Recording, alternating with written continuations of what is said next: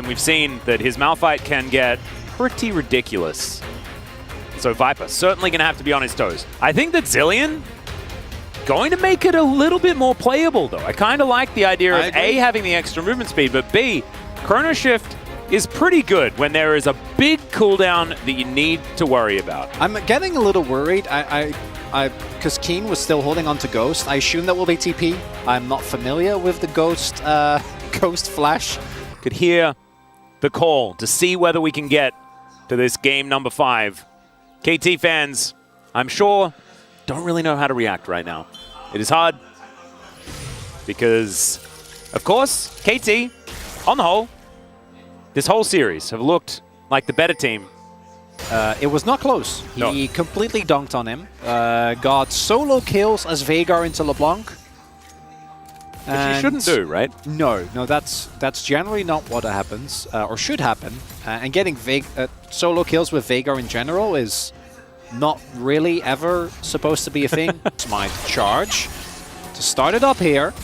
Yeah, Cuz going to move on in, but Zeka gets the inside track. And does have that first mover's advantage. I don't know where Zeka is. Yeah, all the way around. Grand Entrance going to be used here as Zeka. Can he actually get in and change this one? Is aiming in a whole lot of trouble. The bomb comes forward, and he is just going to blow up. That is first blood going to the Zilean. Cuz wants to get Viper, and he will be able to do that. Both 80 carries going to be taken down. As now Cuz underneath the turret. He's the... Oh my goodness! He is going to go down as the Zeri. And it is going to be 2 for 2 on both sides. So once again, just completely even.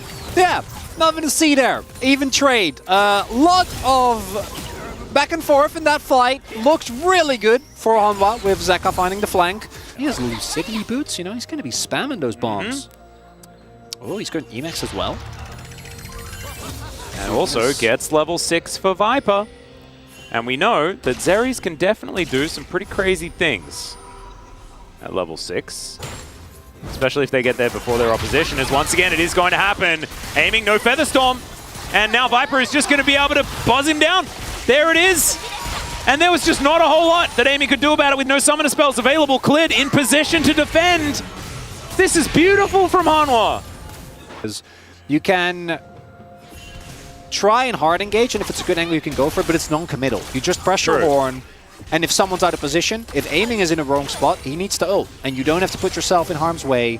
And that's not even talking about things like the ornaments and whatnot, which obviously also heavily tilt towards Zeka. Could be in a little bit of trouble here as, yeah, in goes Lehens. Manages to get the quickness down, and Cuz is just going to heartbreak him. That just looked almost too easy for KT there in that mid lane, evening out the kill score very nicely. And this has been the story, hasn't it? Solo lanes in favor of KT versus Viper on Hanwha Life. Yeah, I hope Zeka's flash wasn't available when that start of the play came through, because if it was, you gotta flash that. Particularly with Lance's penchant for roaming around the... Seraph's almost stacked. Aiming has level 11, double cooldowns. You know, things are looking peachy. King and... Life gonna come in, say hi to Keen. You're not killing Keen. No. Cousin BDD are here as well, as King gonna have to flash. And I think he may just be dead. And yes, he indeed is. Oh, does have the Chrono Shift. So it's gonna take a bit of time. The rest of Hanwha Life Esports trying to get in here, and he does end up falling down, but now, can they actually win the fight? Cuz going to lock down the next one as Viper free hitting, full health. BDD is just going to try and waddle his way out, and he does so! KT keep everyone alive unless Viper can find this. Oh, he flashes, he pulls the kill on a BDD. Viper's still alive for so long, but he's going to be taken down, and now a double kill's going to come through from Cuz's version of Zeri. That's how you do it. You just take over Viper. That's how you beat him. And that's not an even trade at all, because even though BDD does end up going down, it's a disaster for Hanwha. They're going to lose soul points.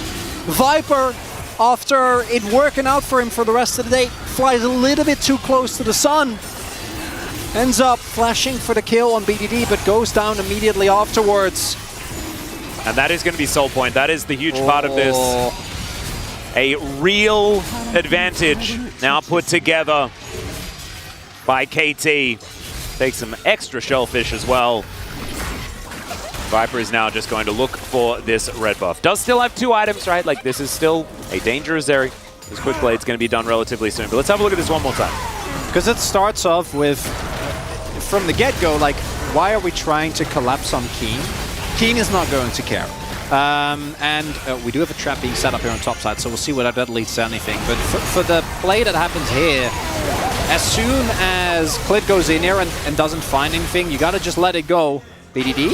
Well, there's a cease and desist. I have a feeling BDD's dead. I don't want to jump to conclusions. However, he's surviving for so long. Finally, Orb of Deception comes down. There's the on as well. The Ram doing a bunch of work as now Lahan's going to get charmed. Orb of Deception, he picks it up. Zeka finds a double kill. Now Keen, he's solo, and it's Viper that's able to carry this Chrono Shift, giving them so much confidence in these fights, and I guess it's not over. Well, it kind of looked like it might have been, but I guess not. They've been doing this, Clit and Life, for so much of the game. This time around, Life is on Zillion, so can't really help. And it looks somewhat risky, right? Just ult, make sure the Banshee's Veil insanely high value. And this is where things are still kind of okay. If you trade like BDD for Clit, that's fine. But then Kingen, man. Kingen's Ornn always hits different, and even though he went down there earlier, Keen only finds a play on the people with either Stopwatch or Zillion Ultimate. Doesn't have any damage follow-up. Tension is back. I know. And it feels like sometimes it goes away, and it goes away in a really big way, but when it comes back, man, it's here. Has you on the edge of your seat. It's happening. Keen backing. Going to be TPing in. There's a lot of flank wards. Yep, Zeka on a flank. It's cleared. Cease and desist. He's just off. He's gone. He's out of here, and he's just dead. The Ornn does come down, but it only gets 1 knock-up, and Hanwha Life Esports, now they don't have a jungler. It's going to be Soul for KT. Oh, no. Clit trying to get out of the cage, and the only option he sees is violence. But violence doesn't solve anything, Atlas. No. Now they're going to have to go... Zeka does have Smite. No, he wouldn't. Surely not. He wouldn't be able to. Wait, King backed. Oh, it's all or nothing on this. Yeah. And Zeka is going to be seen. Does still have his shield available. And here is the Soul locked down by KT. This is massive. They are now ahead in gold, but they also... I like how you said that they have Viper like 3 times. Yeah, I think that's actually very important. I don't think I can overstate the importance. As in we go. Hextech gates are available. There is vision to this. Yep.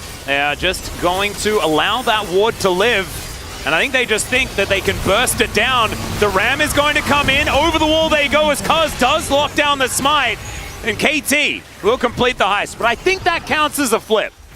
Right? Because he's under the pit, right? Yeah. We'll be able to clear out these minions before this inhibitor does go down.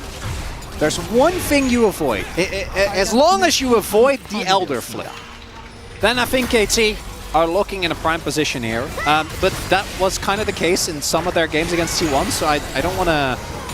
Yeah. They've been in this position before, but this time around, right? With the Hextech Soul, with the Prio that you got, Backs are now starting to come through and take the Hex Gates. You have full vision control here as well. And Viper, now like neither of them are able to actually spend their gold. They're sitting on like... Yeah, a whole bunch. Like 3,000 gold between the two of them. Well, Cuz is just going to stun up Clit, who's probably just dead again. He is. And KT, I thought that this was going to be the 5v5 showdown. What happened? Clit died.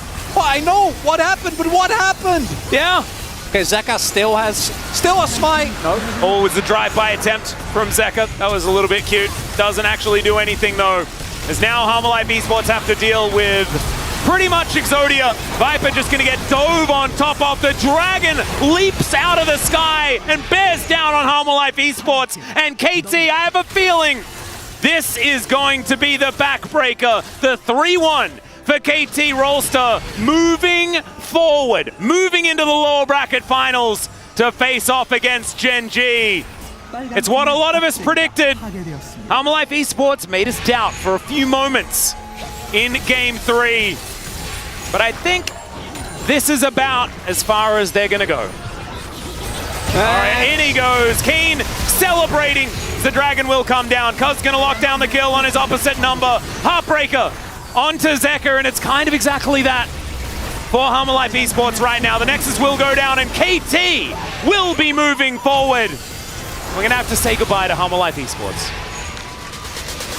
But what we get back is a happy BDD. It was a hard-fought battle here for KT. They were tested, but they were able to avoid, crucially, that 5th game, a dreaded situation, the reverse sweep, cut down before it had the chance to materialize. This man, Yep. give him a massage as, hugging Lance.